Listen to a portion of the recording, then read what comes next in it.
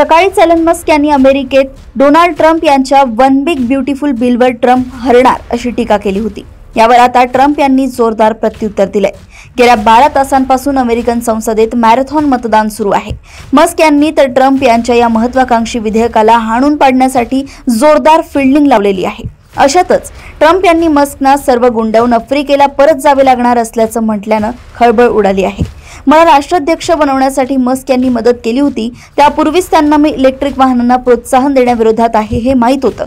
Electric कारबाबत जर बोलायचे झाले तर त्या ठीक आहेत, परंतु प्रत्येकाला ती खरेदी करण्यासाठी जबरदस्ती करू शकत नाही।